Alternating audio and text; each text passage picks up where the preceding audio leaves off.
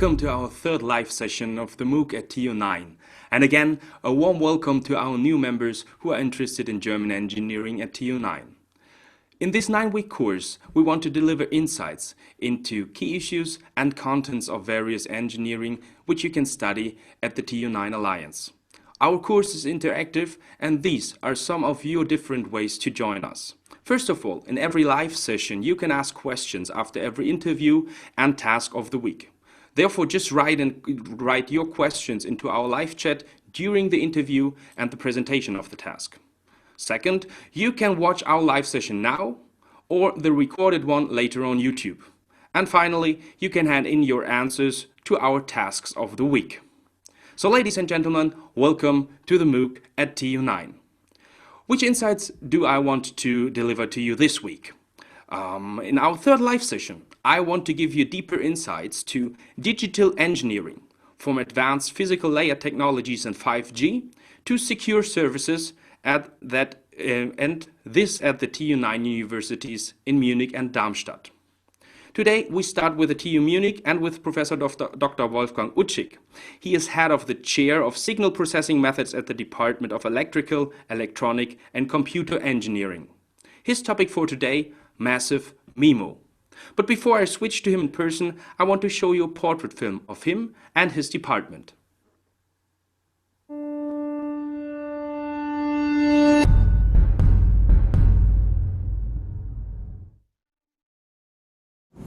My name is Wolfgang Utschick. I'm professor at TUM and I'm heading a research group in signal processing for wireless communications. Our most research activities are on concepts for what we call the air interface in wireless communications.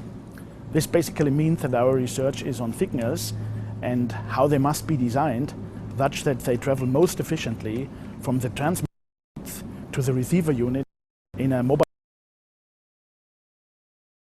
of a cellular infrastructure to our smartphones and tablet PCs in our hands. In particular, our group concentrates on a special feature of the air interface, namely MIMO. MIMO stands for multiple input, multiple output, which here refers to the deployment of multiple antenna elements at the transmitters and receivers of communication links. MIMO enhances the wireless communication link with an extra dimension in space. This means that the advantages that come with MIMO are very similar to the benefit that we have with 2 ears instead of only 1 ear, which allows us to distinguish sounds from different directions. For the technological equivalent, the MIMO system, so to say, this means that the technique allows to exploit directivity of signals for an extra dimension or a resource in top of bandwidths for the wireless communication link. This is the reason why MIMO has become an enabling technology for the current 4th generation of mobile communication, better known under the name of LTE and LTE Advanced. For future generations of mobile communication systems, the next one is the 5th generation, we are still seeking solutions for keeping pace with the ever-increasing demand for higher and higher data rates in a more and more connected world of already today and even more tomorrow. One of the most promising solutions for these challenges is massive MIMO, which is MIMO, but with a massive number of antennas, hundreds to thousands, at the transmitters. Obviously, this will change the shape of future antennas dramatically.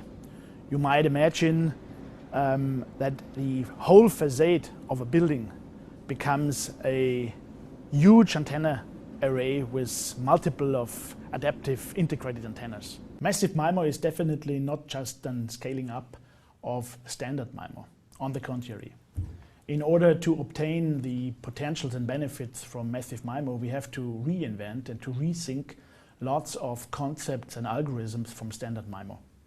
And that poses a variety of very interesting and challenging research questions for us researchers in academia as well as in industry.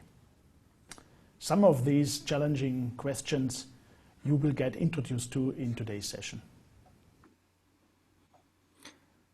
And now I'm looking forward to talking to him in person, and therefore welcome Professor Dr. Wolfgang Utschick in our third live session of the MOOC at TU9. How are you today in Munich? Hello, good afternoon, Mr. Spohn, and welcome to all participants. Thank you very much for having you here.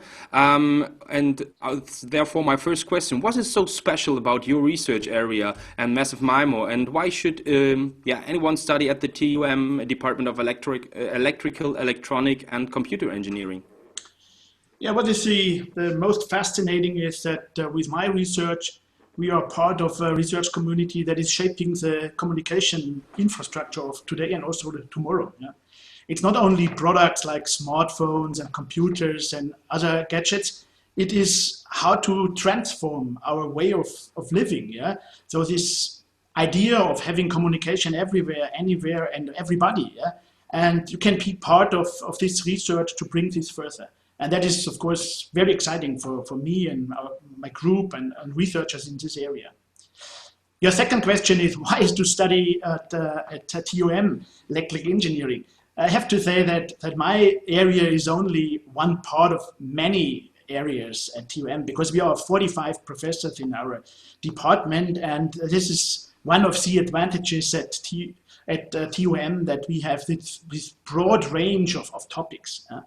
That is one of the reasons definitely to be here in Munich to benefit from this huge and wide area of directions.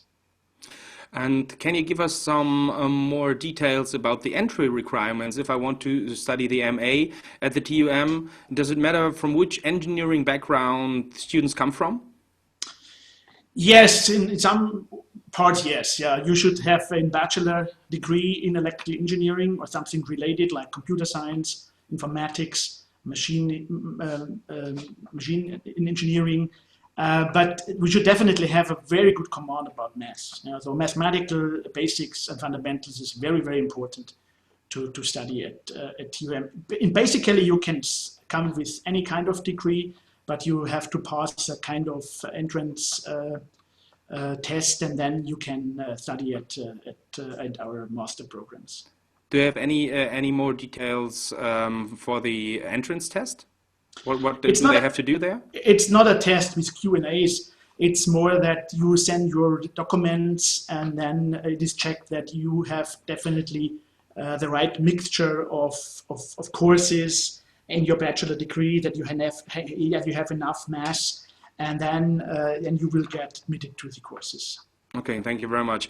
And what does TUM, in particular your department, the Department of Electronic and Computer Engineering, offer for international students? Yeah, so we in our department we have three master programs. We have a very broad one where all directions can be studied, and even in this very general study program, about 50% of all lectures are taught in English.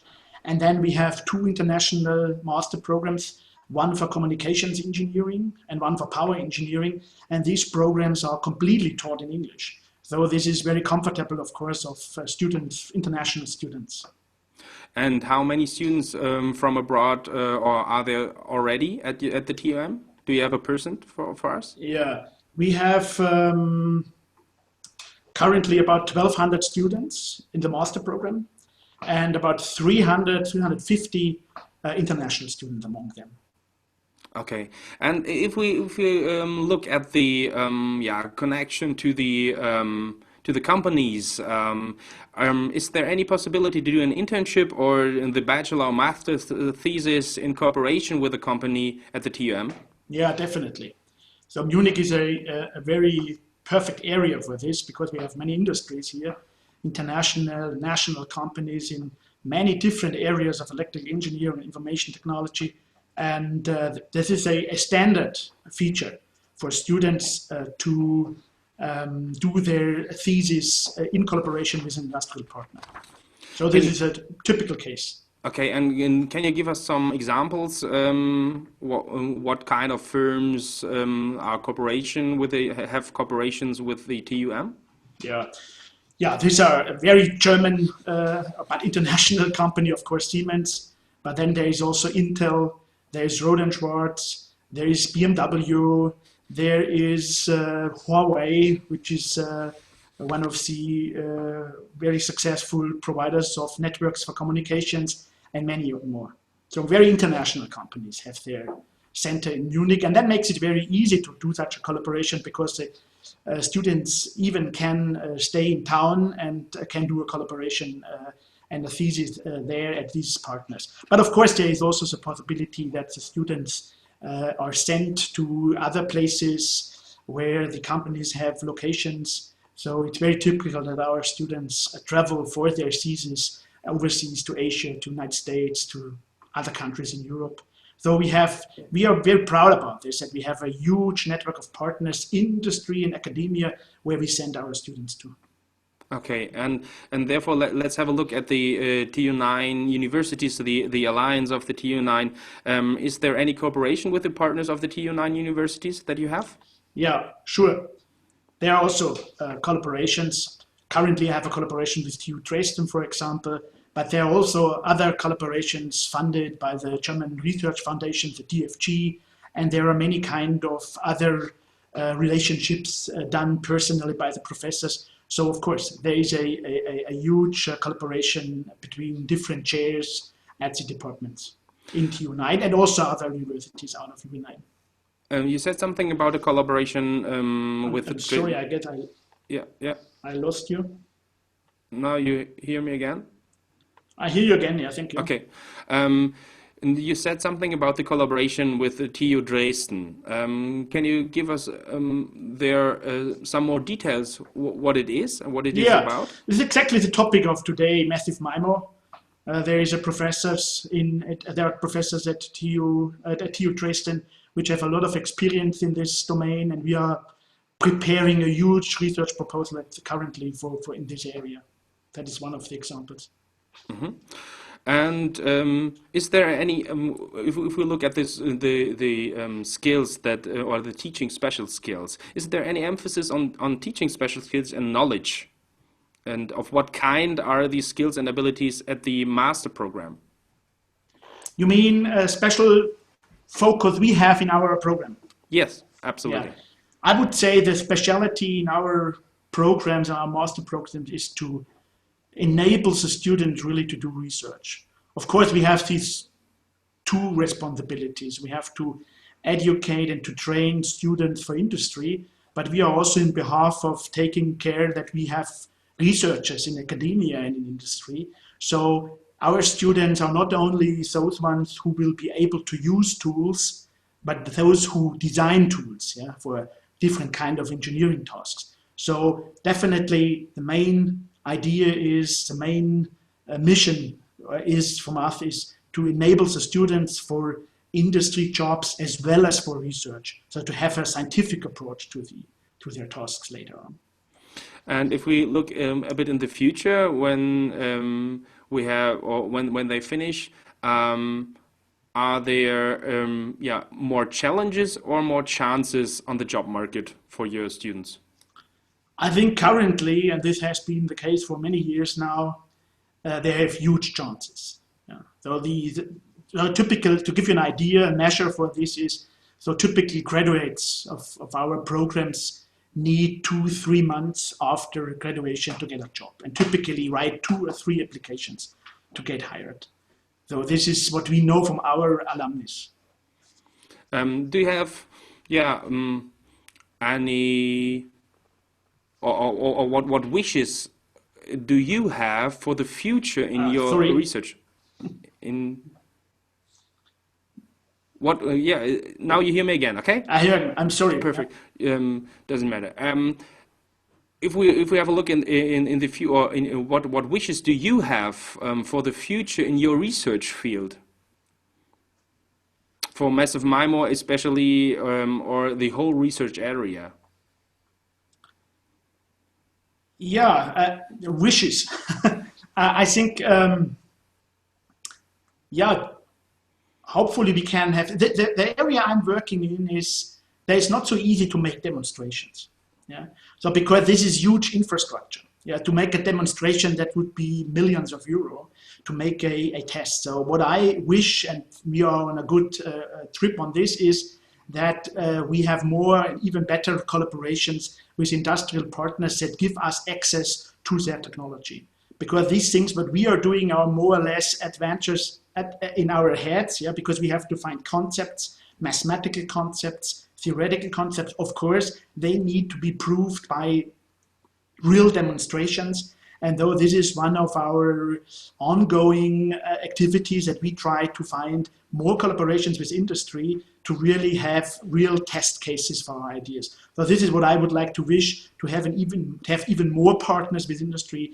But we have partners, but have even more. And of course, one of my dreams is that our ideas really go into standardization, really become the core of new products, yeah. Because I think this is the dream of an engineer, also in academia, that what he does really has an impact on products, on our society, on the network, and so on.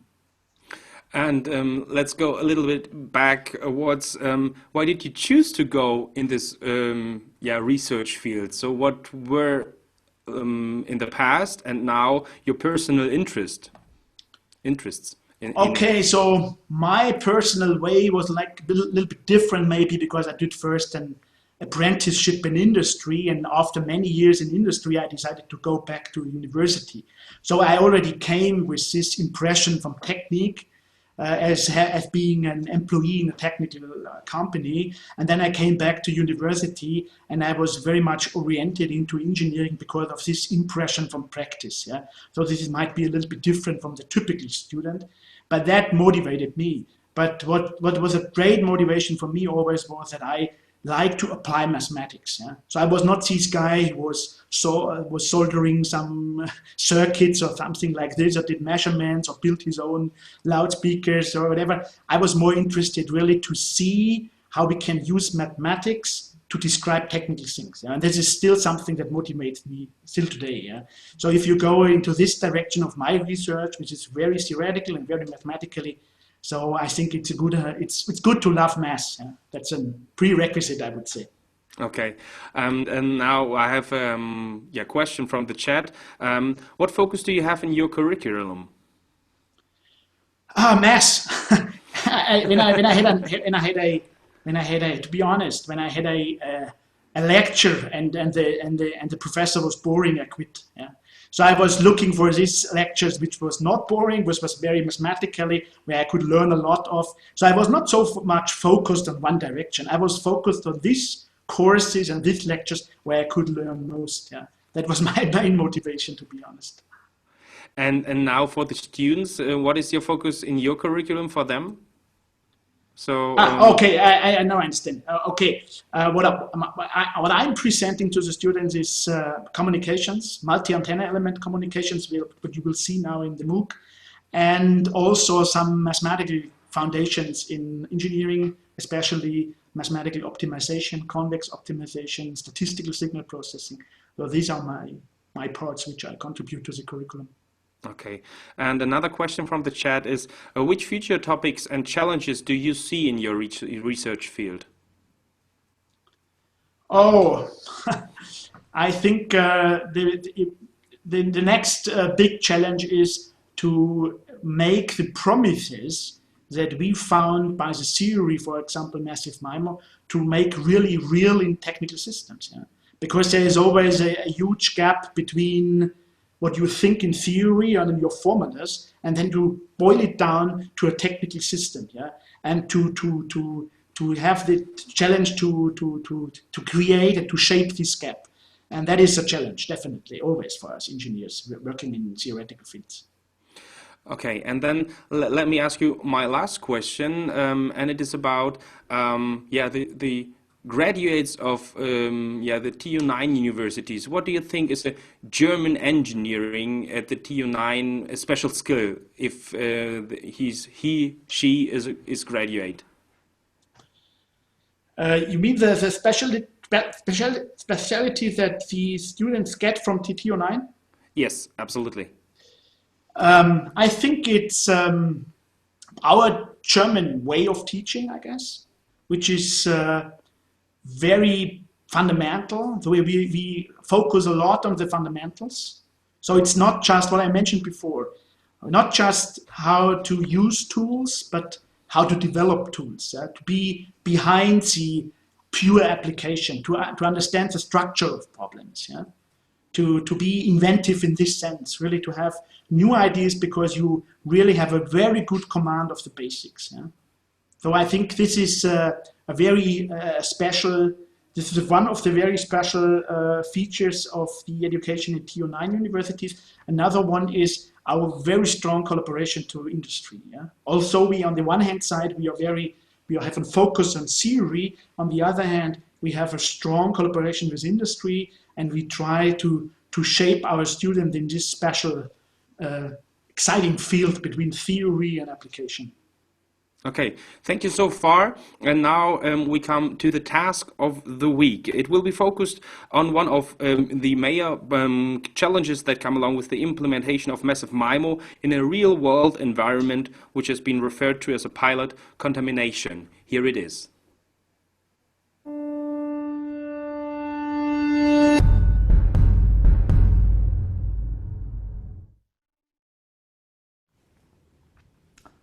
This session is about massive MIMO, which is one of the most promising solutions for the 5th generation of mobile communication networks. And this is our today's agenda. I will first talk about the wireless communication link, which suffers mainly from the attenuation of the signal strengths and the interference between users. Then I talk about multiple antenna systems, referred to as MIMO, which are a well-known solution against these problems. And then you will learn about massive MIMO, which is a promising candidate and has additional advantages over standard solutions. Let's first start with the physical wireless communication link, the so-called SISO link. SISO stands for single input and single output. And this situation is illustrated here in this graph. Here we have one single antenna element at the transmitter, which is radiating electromagnetic wave fronts to the receiver on the right hand side. The main issue with the wireless medium is the attenuation of the signal strength. So if the signal has to travel a couple of 100 meters or even kilometers from the transmitter to the receiver, the signal experiences a huge attenuation.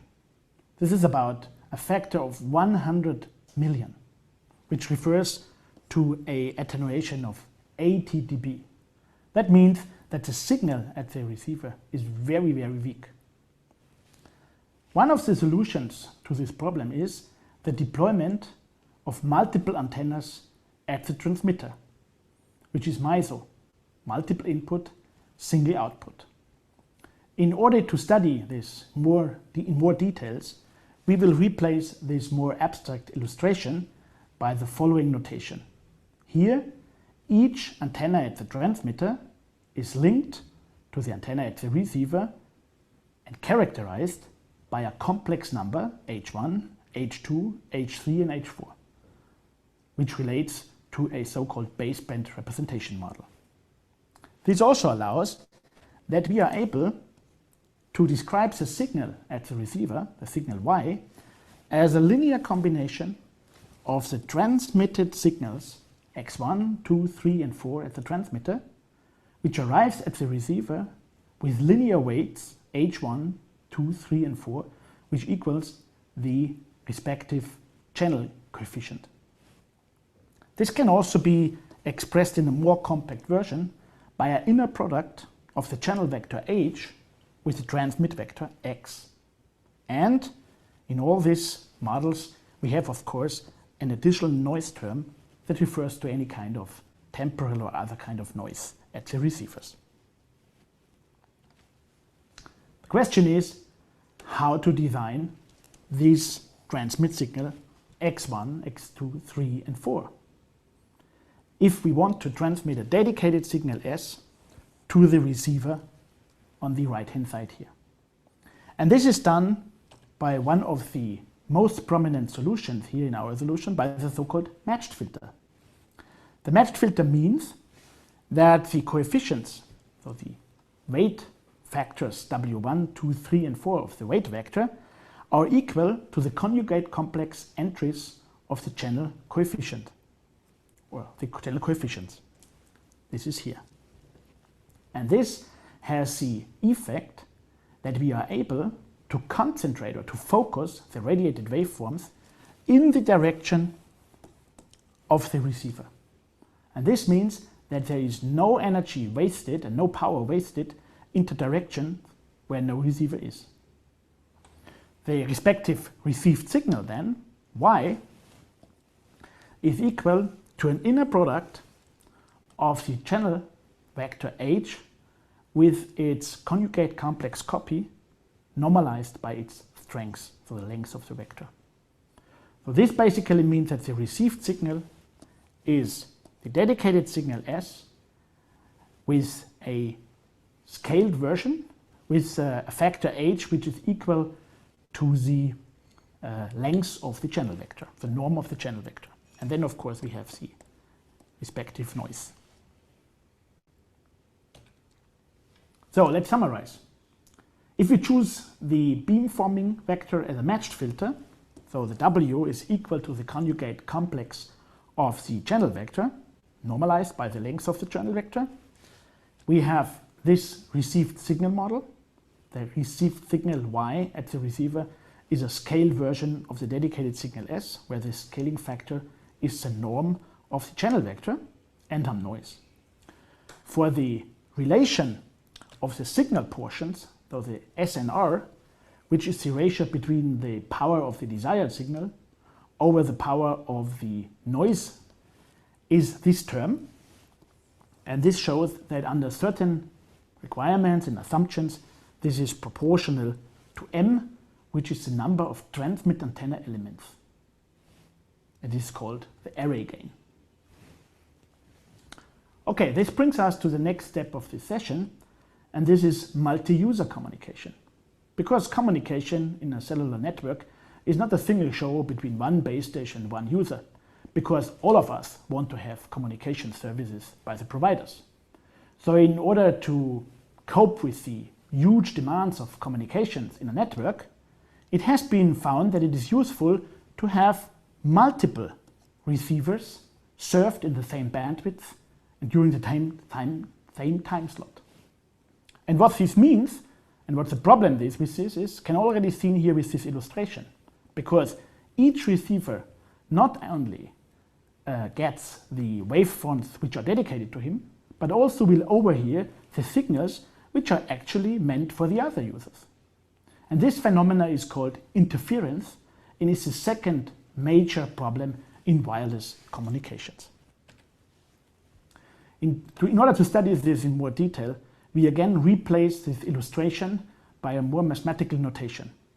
So each link from the base station to receivers is represented here by a channel vector. We have channel vectors H1, H2, H3 for the receivers 1, 2, and 3. And each channel vector consists of so many channel coefficients as we have transmit antennas, 1, 2, and so on, n. For the signal model, that means that, for example, at receiver I, so let's think this is the ith receiver, that at the receiver I, the channel Yi is the inner product of the respective channel vector Hi with the compound signal vector X, plus a noise term, the individual noise term at this receiver I.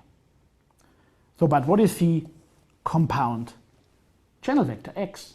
This is the linear combination of all dedicated signals to all users, because we have a shared medium. All users share the same bandwidth and the same time slot. So the compound signal is the linear combination of all signals with their respective beamformer, which is a matched filter in our case. So let's summarize. The signal now at the receiver, if we plug in X in the transmission model, consists of these three terms. There's first the first one that we have already been introduced to in the single user model. This is the dedicated signal to user I times its norm of its channel vector. And then we have the noise term. These have been the terms that we already know from the single user case. But now we have these signals which come by the overhearing of the other users. And these are these ones. And you see here, this term depends on the inner product of the channel vector of the user I with the channel vectors of all the other users. So if this term does not vanish, which is typically the case, does it not vanishes, then the interference in the worst case might even be larger than the useful signal. And this obviously will corrupt the signal transmission, the information transmission, and even maybe it comes a breakdown of the communication link. So in terms of signal to noise or signal to interference and noise, this means that we have here an enhanced version of the signal noise ratio, the so-called signal to interference and noise ratio. That means that in the denominator here, we have now an extra term, which comes from the interference. And this is a major problem in multi-user communications. And one of the typical solutions is either equalization at the receivers or pre-equalization at the transmitters, which means that we would not only choose a simple version of a matched filter, but we would use a pre-coding or pre-equalization at the transmitters that take into account this phenomena. But that's a very complicated thing. And there is another solution. And this is the topic of today. This is massive MIMO. So first of all, what's massive MIMO? It's MIMO. Multiple input, multiple output. So multiple antennas at the transmitter and multiple antennas at the receiver side. But in this case here, the number of antennas is huge. We talk about hundreds to thousands at the transmitter. What does this mean? First of all, we get the typical advantage from multi-user elements at the transmitter, and that is the array gain. Because we learned that the SNR is proportional, under certain requirements, proportional to the number of antenna elements. So if we have a huge number of antenna elements, we have a very large SNR. That's good news. But we have more. Because massive MIMO allows what we call asymptotic orthogonality. Under certain requirements, it happens that the inner product of two different channel vectors become zero. What this means, let me explain 2 slides ago. That is here. Because here we see this is the major term that accounts for the interference. And we just learned now that in massive MIMO, this term tends to 0. And that means that the SNR again becomes an SNR. We get rid of the interference. And that means also we just employed or deployed simple matched filter solution for the beamformers, not taking into account the interference situation. We get rid of the interference. Means we can afford robust and simple signal processing methods, which is the matched filter solution. Yeah, this has been a first introduction into the first steps of massive MIMO. And now comes the task of the week. To this end, let me explain you another thing, and this is, where do we know the channel information at the transmitter? Because I just explained you that a very appropriate solution is to take the matched filter solution. That means that the weight factors at the transmitter are equal to the conjugate complex values of the channel coefficients. But where does the transmitter know these channel coefficients? And here the uplink training has been proposed as a solution for massive MIMO. That means before the transmitter can send information to the receiver sends information in prior to that. The receiver transmits information to the base station. But it transmits symbols which are known on both sides, so-called training symbols or pilot symbols. Based on these known properties of these symbols, the transmitter can estimate the unknown channel vector h. Of course, there will be some noise which basically leads to a corrupted version of the right channel vector. But that's okay. But the problem is something else. The problem is that at the same time, there might be a second user, which also wants to have access and also wants to get the service from the base station. And it also sends training data to the base station. So if the base station, the transmitter, is not aware about this, it might happen that it considers this part of the signal as part of the original user here. And that will have dramatic effects on the downlink when the base station is transmitting data to this user. And this effect is called pilot contamination, because the part here, the interfering part of the channel vector, contaminates the channel information of the other user. And here come the questions for you. You have seen pilot contamination.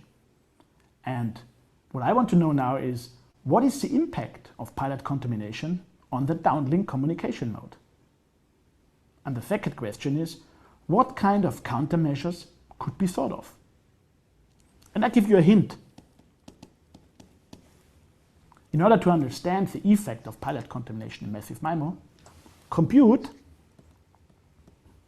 the SINR, but taking into account pilot contamination. So go to the formulas of the SINR and consider pilot contamination, and you will get the answer. Thank you very much.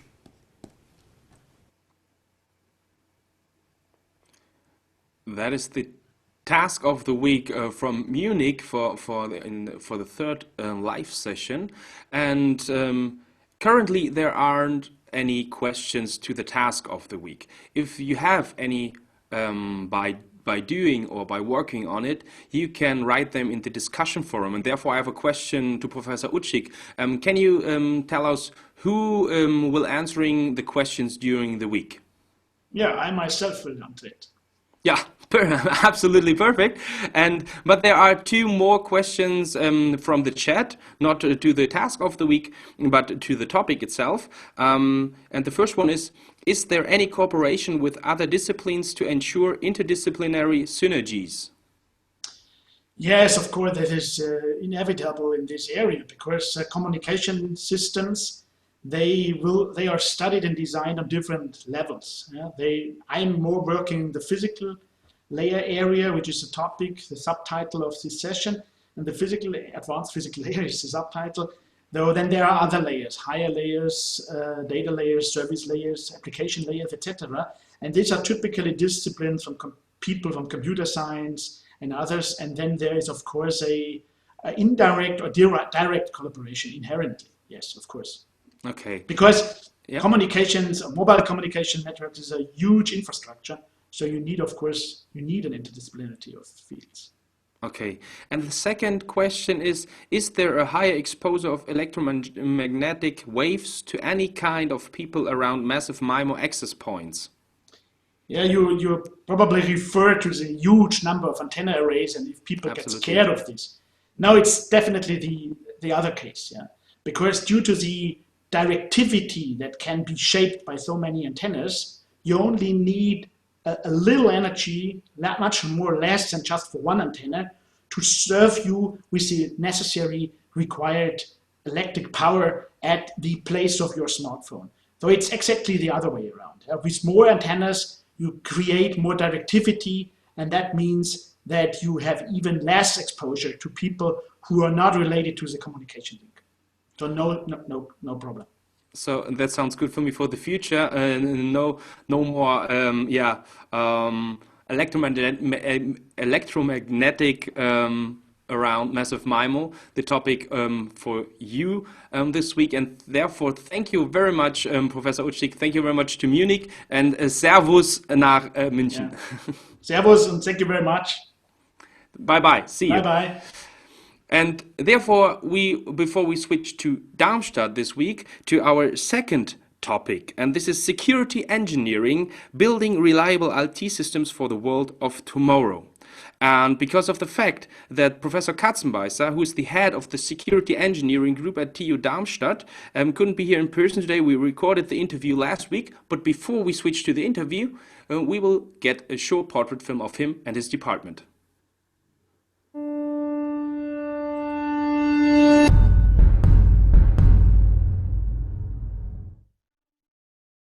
Yeah, my name is Stefan Katzenbeisser, and I'm heading the security engineering group of the computer science department in Darmstadt.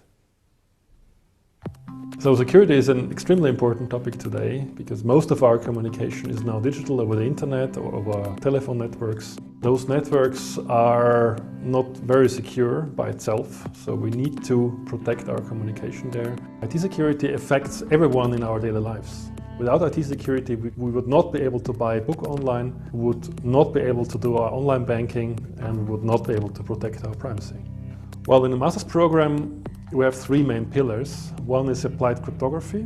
Yeah, 30 to 50 years ago, cryptography was mainly used by states to encrypt diplomatic messages.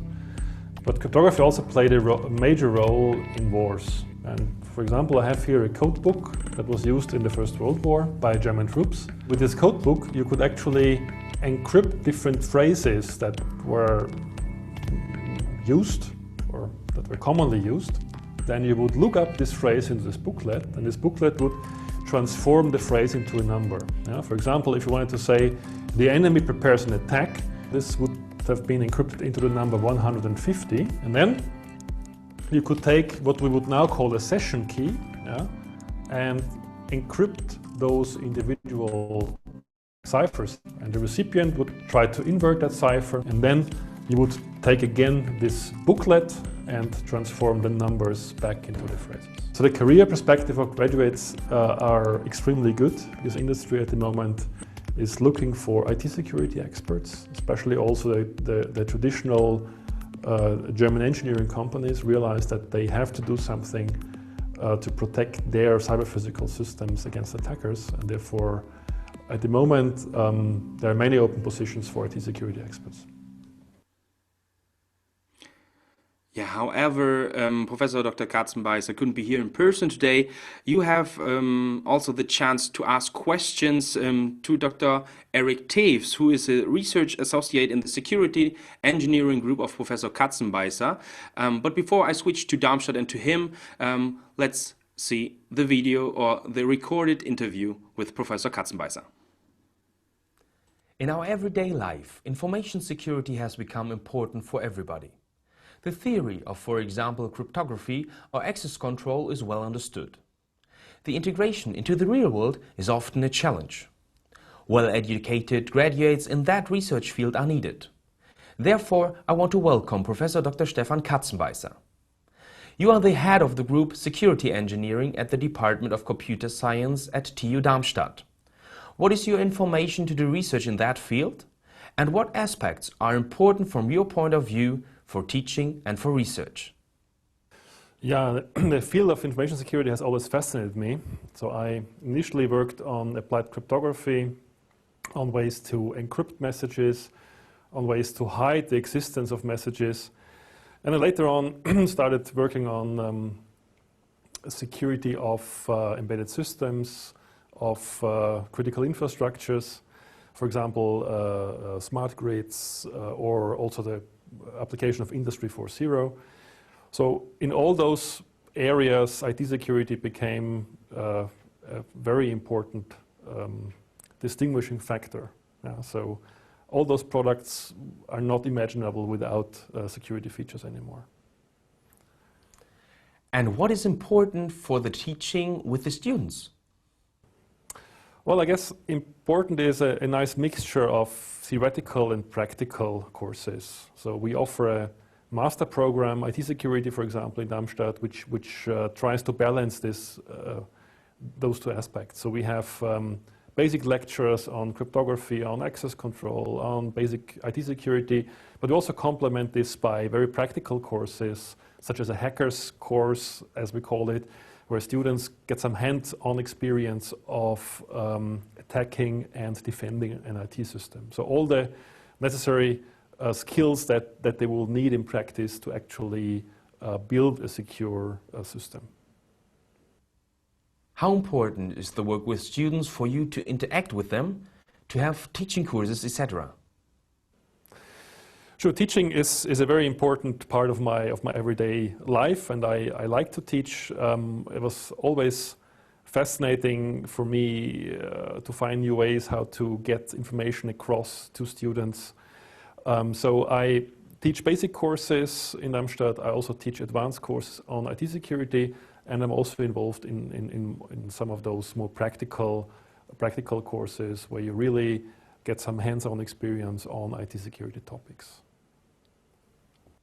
You've said something about practical and theoretical courses. What is needed for you to guarantee high quality in teaching? Well, you need knowledge about the latest IT security problems, about the latest incidents, about latest technology, and see how you can actually apply basic IT security concepts to those new technologies, to those new domains. So this is really important to stay on top of the technology, to investigate the newest security features and to see how they can actually be used in practice. Okay, that is needed for you. If I want to study IT security, do I need to have previous knowledge? What kind of experience do I need to do that? Well, basically you need to have a good education in computer science. So, for example, a bachelor's degree in computer science will give you most of the basic skills that you need to study IT security. Yeah? So you need knowledge about operating systems, about computer organization, about programming. And with these basic skills, you can actually very quickly obtain the necessary knowledge in IT security here in Darmstadt. And if we have a look at the master degree IT security, what characterizes the graduates of IT security at the TU Darmstadt when they graduate? So we are one of the few universities in Germany that actually offer a master's program in IT security. So our graduates have some good understanding of IT security, both on the theoretical level and on the practical level.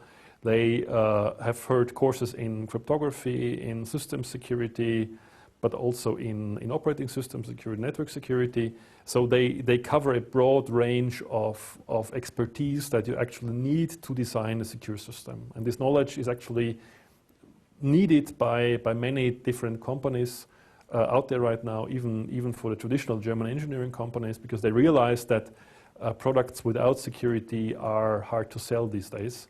Yeah? And especially if we look at cyber-physical systems, at trends like Industry 4.0, where you actually connect embedded systems to the internet, there you really need a great security expertise in there. You've said some words about our everyday life. How's the connection between the research of the TU Darmstadt, IT security, the teaching, and the normal life? So IT security is a very important topic for our everyday life, right? I mean, for example, online banking would not be possible without appropriate IT security measures. Think of SSL connections, think of access control tokens that you get from your bank, for example. Or another example, look at your smartphone. A smartphone is a complete computer, yeah, essentially. But you store a lot of private information there. You store contact points there. You store telephone numbers, probably photographs. So there's a lot of security questions around smartphones. Phones have evolved in the last years, and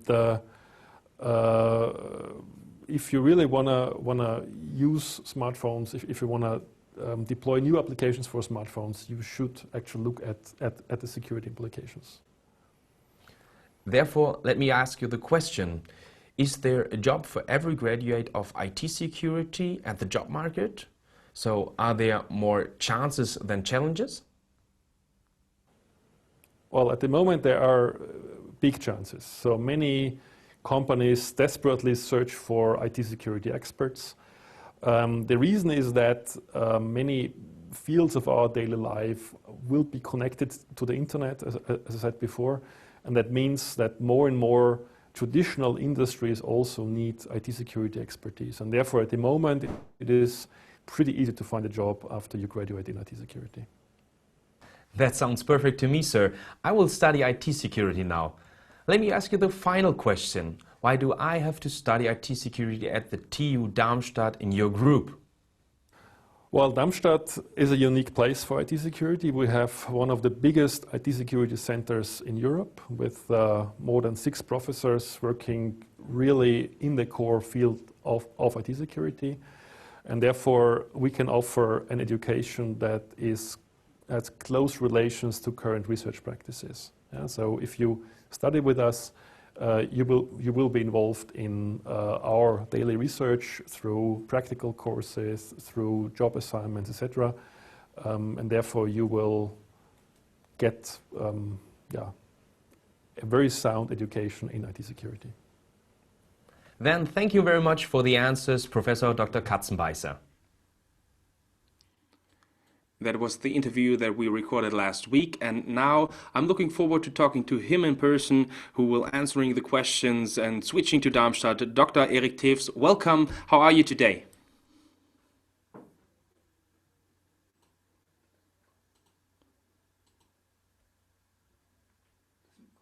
We have some technical... Hello. Now I hear you. How are you today, Dr. Teves? Thanks, I'm feeling great. And you? Thanks, I'm very fine. And thank you very much for having you here in the third live session and answering the questions from the chat. And we have some, so therefore I start with the first question. What are, in your view, today's biggest IT security gaps? Well, the problem is that some people don't think about IT security at all. So some people are great in electrical engineering, and they are great in building certain kind of devices. They are great in sometimes making nice user interfaces, but they don't consider IT security from the beginning on. So the problem is not that there are problems we currently cannot solve. Instead, it's that a lot of products are developed very fast, and nobody thinks about IT security during the development of these products. Okay, and the second question from the chat is it possible to do internships with industry partners when I study the MA? Well, in general, working together with companies is possible. So we have a lot of joint projects either with the industry, like, for example, the really specific IT security industry, companies that build IT security products, and also other companies that need to care about IT security, like, for example, banks or automotive companies or transportation companies. And the next question from the chat, thank you very much for the answer.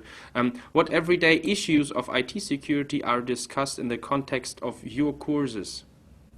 Well, we try to discuss a very broad band of IT security issues. So we start from even the social component. We start how people think, how people interact with each other, why people trust certain products or other people, and how to use social engineering to get information you're not supposed to get.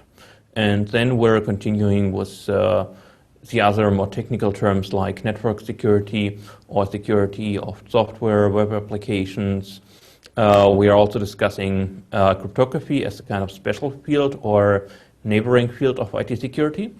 And finally, we're also discussing forensics. So after somebody broke into your systems, you need to find out what happened and to see which traces have been left behind and what happened during the attack, so that you can change your system that won't happen again in the future. Okay, thank you very much again. The next question is, what are your personal interests in the field of IT security? Well, my personal interests are, for example, secure communication, so that you can communicate with all your friends in a privacy-preserving manner. And also, I love to analyze systems that surround me in my daily life. So everything I have in my living room is, in general, of interest for me. I do have a lot of wireless devices. For example, my smartphone is a wireless device and my laptop computer is a wireless device. But now also, for example, the remote for my heating at home is wirelessly controlled, and my lights can be switched on and off wirelessly. And I like to have a look at all these tiny devices that surround me in my daily life, and I would like to know how secure they are and how they work. Okay, thank you. The next question, is there still a threat and investigation going on for the IT security of SCADA systems, like it could be seen with Stuxnet? Yeah, of course, there's still a threat because there are still more and more systems that are connected to the internet. Maybe like at the time when the Stuxnet incident happened, there were not that many systems, but now when you buy a new heating for your house, you will sometimes have an internet connection or a connection with that system to other systems. And sure, there is still a threat for SCADA systems, but it's not the only thing that exists that is out there. So we shouldn't only focus on SCADA, we should focus on all these industry components that are networked today and not only look at SCADA. Okay, another question about the system itself. What is SCADA systems? Can you explain it a bit in detail and give us some other systems what you think are as well important? Well, SCADA is a technology built mainly by Siemens, a German company, that you can use to automate things in your industry systems. For example, if you're running a power grid or if you're running logistics for car manufacturers and all that stuff, or if you're running a nuclear facility. And yeah, well, all these big industry like chemistry and all these big facilities have a lot of sensors that collect data, and they have systems that need to interact with each other. For example, add more heat or reduce heat to a certain component, or add or reduce pressure, shut off or shut on, well, power off or power on certain machines. And you can use SCADA to network all these small components in, for example, a nuclear facility, a nuclear power plant, or an oil refining facility. And you can network all these systems with SCADA. You can control that. And when you manage to infect that network with a kind of malware, then you can, as an attacker, you can take over control and do whatever you want with that facility. And if it's a nuclear facility, you can also cause serious damage and injuries to the people living there. So this is why SCADA security is very important. Okay. Another question is, to what other disciplines do you have established connections in research areas? Well, of course, IT security is a kind of service provider for other security, for other industry fields, like, for example, the banking sector. You can't build a modern bank today without thinking a lot about IT security. And also, what we have realized is that you cannot build your security system only on secure components. When you interact with humans, you also need a user interface so that a human who uses a device like a smartphone understands what is happening on his device and to make a good decision what to allow and what to reject on his phone. So having usable interfaces is also a very important discipline in IT security. And therefore, another question about the banking area. And do you personally use internet banking, or do you think it is not safe enough? Well, I use internet banking. I think it's safe enough. Also, you need to know that offline banking is also not safe enough. I mean, it doesn't take so long until you can forge somebody's signature in a way that you won't notice it by looking at a signature at a real one and a fake one. You can see the difference within a few seconds. So when you do offline banking, everything is more or less based on paper and signatures, and you can also forge signatures. And compared to the skill of what you need to forge a signature, that a normal employee won't see the difference. Internet banking is pretty safe today. I still use it. However, I try to be careful when I use online banking. So do you think that internet banking is has more safety than offline banking? Wouldn't say it's more or less safety, but the attacks are different. So when you try to attack offline banking, like you would hand into a bank like 10,000 forged requests for wire transfers, then it takes a certain amount of time, and yeah, it doesn't scale very well. So if you are a single attacker and you would like to well, hand in a request for a wire transfer at a bank, you can do it once or twice maybe, but it doesn't really scale well. And when you do online banking, there are attacks that scale very well. So there might be millions of infected computers out there. And if you are an attacker and you manage to manipulate a million of computers out there and to modify wire transfer requests from those computers, then this is an attack that scales very well. So the attack scenarios are very different from the offline banking.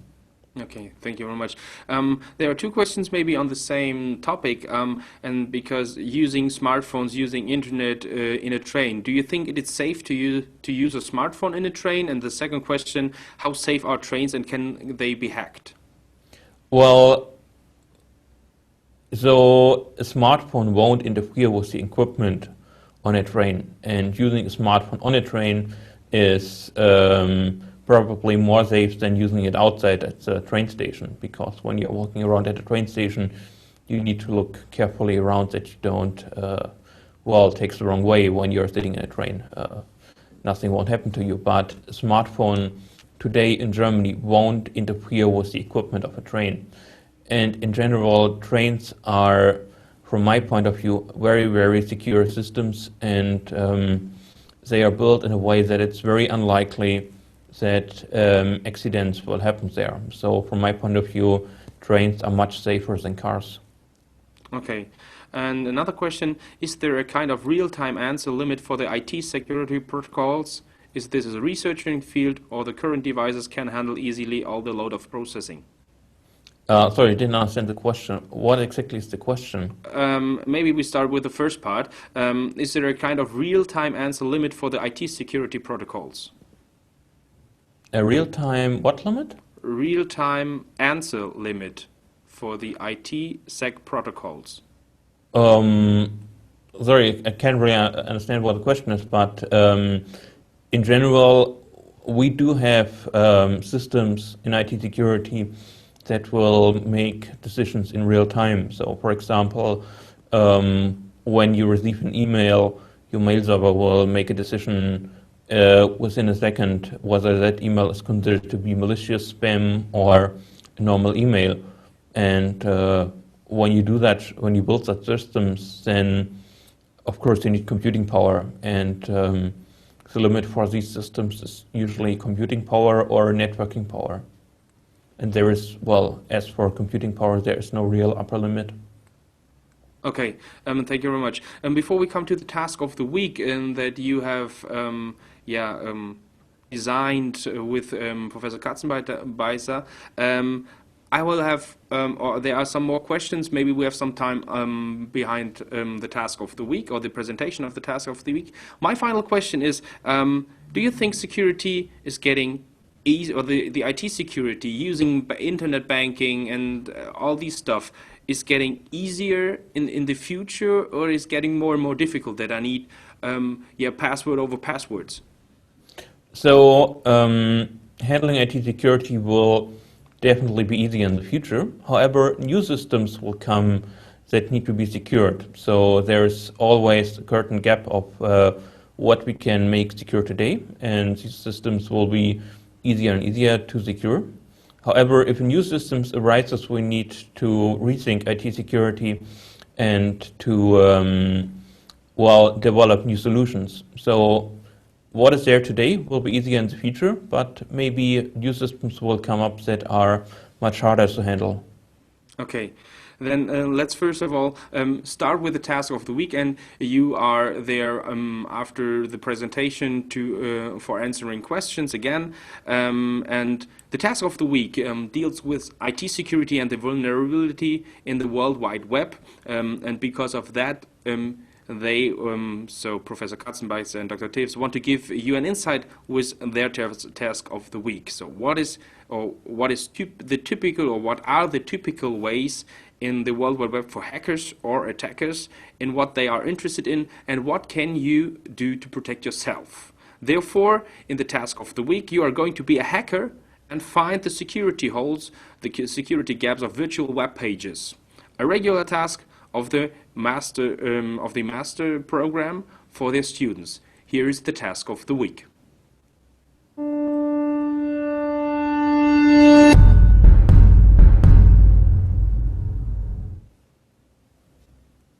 Hello, my name is Alex Teves. I'm supervising the practical IT security course here at TU Darmstadt. This is where we teach our students how practical IT security works, how to set up systems, how to secure systems, how to attack systems, how to gather information for attacks, how to exploit weaknesses in the network configuration, how to attack software, especially web applications, how to use cryptography to secure the applications, and also how to apply IT forensics to recover from attacks. This is usually a course over 6 months where our students go through very intensive training in all these aspects. And today I'm going to teach you a short lesson into web security. Web security is very important because many websites store very sensitive data. This starts from social online media like Facebook, Twitter, Xing, and similar websites to service providers for energy, payments, banks. You can order almost all kind of stuff online, including dangerous goods. This is also your personal data, your health data, and all these data is stored on big websites somewhere on the globe. These websites are usually under heavy attacks. People try to steal data from them, to steal money, and sometimes just takes them down. And today I'm going to teach you how attacks on websites work and how to secure websites. So why do websites get hacked? Because they're insecure. There are several reasons why a website can be insecure. First of all, websites are usually created by programmers and designers. The designers usually don't know anything about security at all, and the programmers usually know how to build websites that are fast, scalable, and look nice. However, they usually don't know so much about security too. So sometimes when a programmer doesn't really understand IT security, he writes bad code on a website that is either executed on a server or on the client side in the browser, like a JavaScript, and this can be exploited by an attacker. Another reason why websites can be insecure is because they are not carefully administered by their system operator. Like a system operator that forgets to change default passwords, uses old software that is insecure, or makes similar mistakes. And of course, one thing that happens is that programmers don't talk to their administrators, so the administrator doesn't really know what to do, or the programmer thinks that his administrator has done certain things he didn't do yet. So when there's a kind of miscommunication between the programmer and the website administrator, then this can lead to serious security problems. And also when you build on other software components like a web server, like a PHP interpreter or something like that, then these components might be insecure too. And if you don't update them regularly, you might be easily attacked on the web. So what kind of weaknesses are exploited on a website? For example, if you need to log into a website with a username and a password, usually as a user you enter it by hand, then you click on a button and then you're either logged in or you get an error message that your password was incorrect. However, there are automated tools that can try the most common 100,000 passwords in a few hours on a fast website. So when you design a website, you want to change that password dialog in a way that it's not super fast. However, if a password has been entered incorrectly, like 10 times for a specific user or from a specific address, you want to block that address or block that user for a short amount of time from trying more passwords. This way you can defeat dictionary attacks on your website that try to brute force a password for a specific user. So one example of an important breach of a website is the iCloud hack. iCloud is a service offered by Apple for their customers to store their private data, usually in a secure way. For example, private photos, private videos, and stuff like that. However, apparently the login form of the iCloud service by Apple had a problem with retries, so you could try a lot of passwords in a short time, so that when you had a dictionary of common passwords and your victim has chosen a weak password, it was possible to get access to his account within a few hours. By that way, a lot of pictures from famous people leaked to the web, and this is something you definitely don't want to happen. When you run a big website like CNN, Google, or Yahoo, you might just get hacked for political reasons, that there's somebody would like to change your content on your website to spread a different message, or maybe just to take your website down. Also, when you're running a small website, you might get hacked because somebody would like to use your website to distribute malware. Malware is an application that does things that users don't want. For example, stealing your bank account data from your computer, or stealing all your private data, or making your computer earn money for somebody else, or maybe use your computer as a platform to attack other users. So if you're running a small website, people still would like to hack you, and you need to be protected against this. So your task today will be to be an attacker and to try to break into various websites exploiting several security problems. Because this is illegal in most countries, we have prepared a special website for you with security problems that you are allowed to exploit. We also teach this to our students here in a more broader way. What you need to do is you need to go to our website, log in with your account, and then you are in an online course that presents you several challenges you need to solve. So once you're on our website, you click on Login.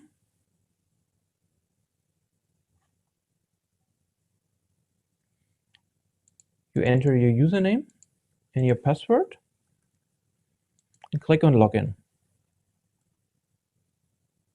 Then you need to click on Add Course and add the IT Security TU9 course.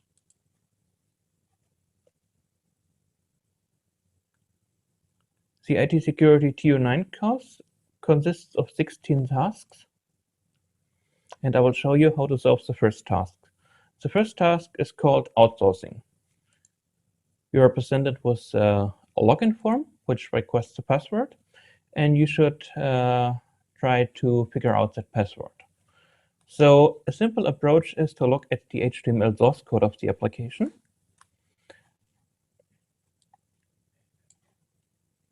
And when you go through that source code, you will find a JavaScript, which apparently does some checking on the password, and it just compares the password value with the string lol internet.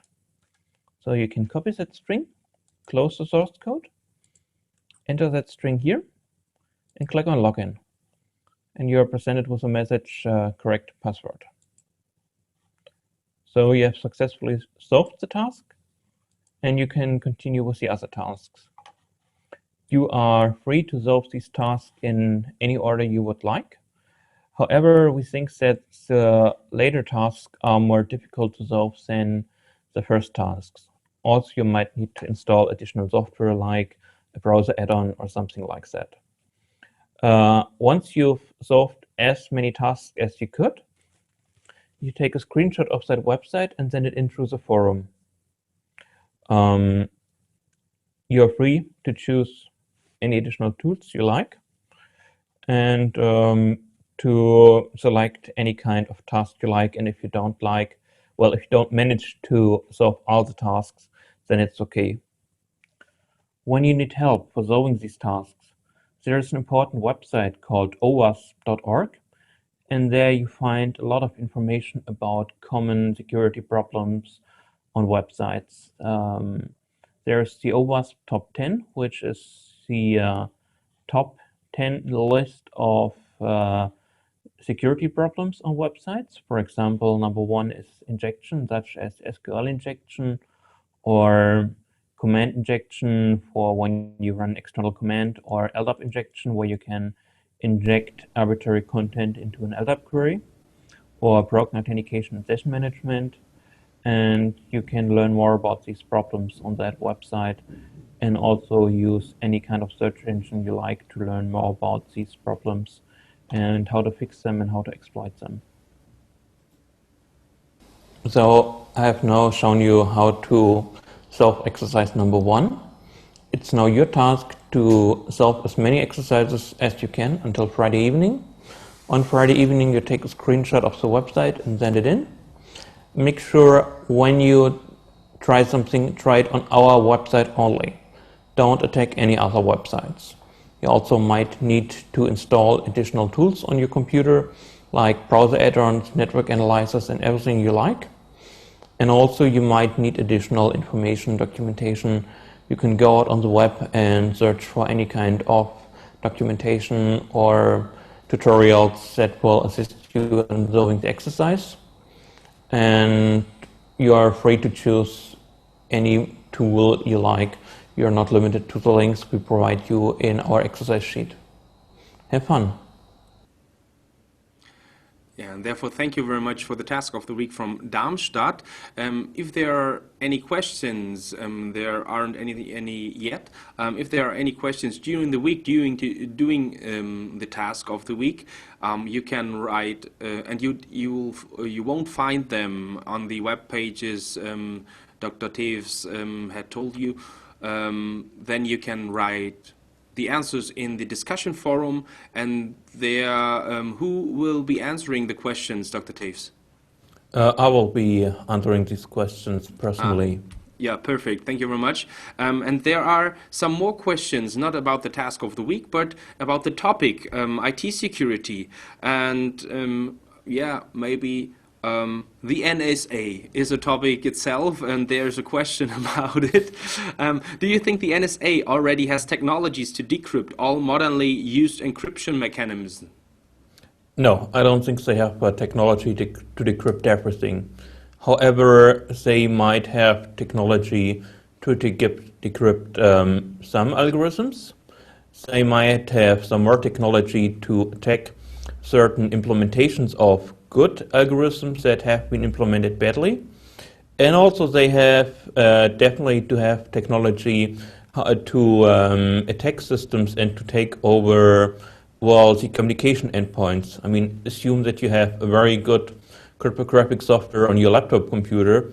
However, the operating system on your laptop computer is vulnerable to something, so the NSA might just break into your computer and steal the data before it's encrypted, which might be much easier than to decrypt something that is encrypted. So therefore, a question for myself, is it more secure to write letters?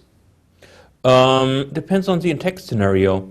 So if you write a letter on your, well, on paper and hand it over to somebody else in person, that might be a very secure thing, and it's still being done today. Well, if you send it by post, it might be intercepted depending on which state you're in and where the letter goes through. And it also depends on where your adversary is. So for the NSA, it's quite easy to hack a laptop computer in Germany. However, it might not be that easy to intercept a written letter in Germany. However, if you write a letter in the US, it might be very easy for the NSA to intercept it. And of course, one of the good things you can do is you can use multiple methods to communicate.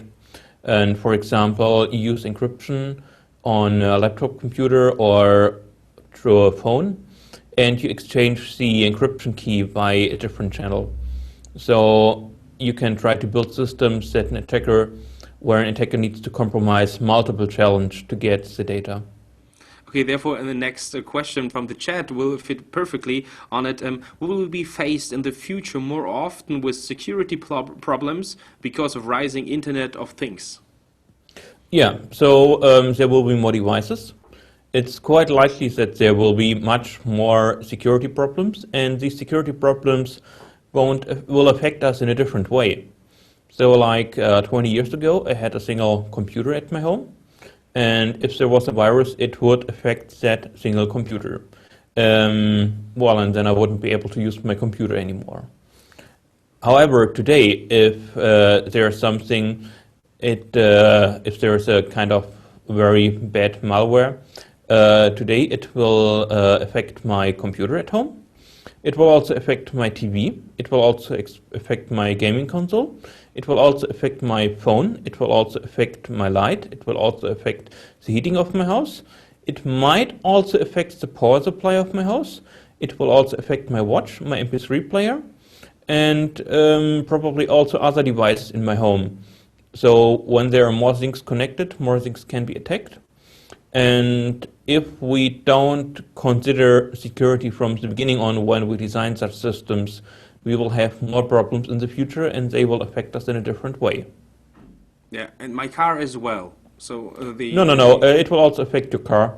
So cars have already been hacked today. Yeah. So I've seen demonstrations where somebody put an audio CD in the CD player of a car, and 5 seconds later the doors opened. So you can also hack a car. Well, a door opening is not such a bad thing. You can also make that car brake or accelerate or doing other nasty things. So, today your gas pedal and your brakes are fully electric in a modern car. Maybe also your steering wheel is partially electric. There are assistants that can help you park your car, and they will take over your steering wheel when your car tries to drive into a parking slot. So when you hack into all computer systems of a car, you have control over the engine, over the gas pedal, over the brakes, also over the gears when it's automatic gearing. And you will also have control over, the steering wheel. So you can do all nasty things with somebody sitting in the car. And also you can close the doors so that nobody can run away. Door locks and windows are also fully digital today. Excuse me the question, but do you have already a car? No, I drive train. Okay. I don't own a car. I sometimes rent a car, but usually I take the train. This is the most secure part or transformation part, huh? Yeah, well, in theory you can also hack a train today, at least the modern trains. So we are running multiple generations of train networks in Germany. Some of them are not digital at all. Some of them are fully digitalized. And if you don't build the system secure enough, then all what I've explained about cars could also in theory happen to trains. So far this hasn't happened, and I have not seen demonstrations of that yet. However, it might happen in the future. And also the same holds for airplanes. An airplane today, at least the modern ones, are also fully digitalized. Okay, maybe I buy a horse or something like that. Yeah. And there are 2 more questions from the chat. Is the famous software Tuken used at TU Darmstadt considered a secure software system? No, I don't think so. Okay, that was a short answer. And the next one, how important is IT security for Industry 4.0? It's very important. So when you build a modern industry facility, you want to have as much as you can automized. You usually don't want to have humans doing all the work that computers can do. And of course, you need to build these facilities in a secure way. If you don't build them in a secure way, then either your competitor can steal data from it and he knows what you're doing in your industry facility, and you could also take over control and change what your system is doing. And if you just shut down your facility, then, well, you're really lucky because you just cannot produce anything anymore. But just assume that you would be building airbag controllers for cars, and somebody changes your engineering process by hacking into your facility and makes these airbag controllers a little bit less likely to function properly. And you will maybe only notice this after 3 years. And then you would have maybe 100 million cars driving around all over the globe where you need to replace a microchip, and that will be very expensive for you. So you need to build your industry facilities in a very secure way.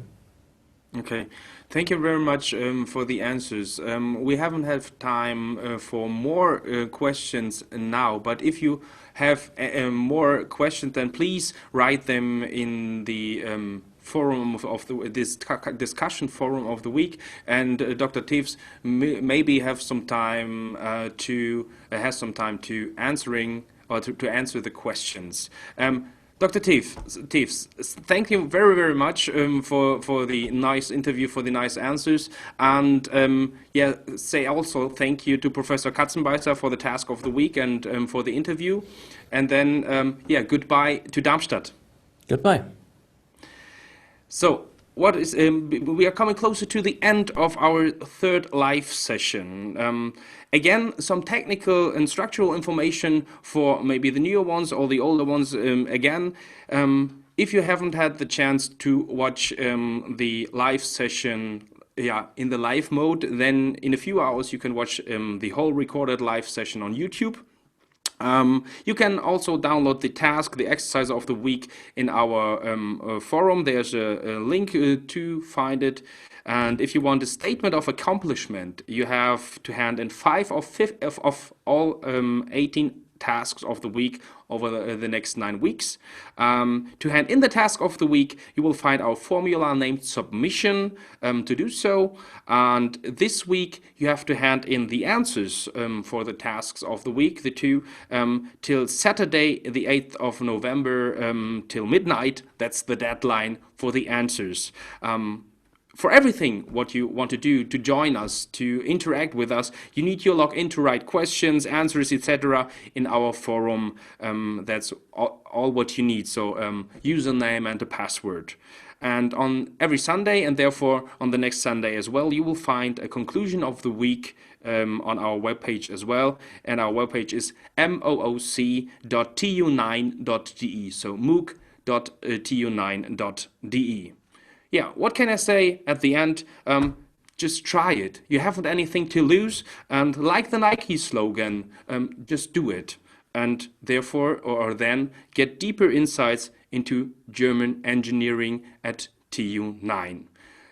So let's have a look at the next week. What will happen on the next Monday, again at 2 p.m. The topic, the overall topic is mechanical and electrical engineering from smart materials to smart factory. We have 3 different deeper topics: smart fluids, the world of liquids beyond water, with the TU Dresden, industrial automation with the University Stuttgart, and cyber physical systems and big data enable smart factories from the TU Munich. Therefore, we have a lot to do next week. I hope I will see, or maybe you will see us, and yeah, will be part of the 4th live session of the MOOC at TU9 next week on Monday at 2 p.m. I wish you a successful and wonderful week, and see you next Monday. Bye-bye.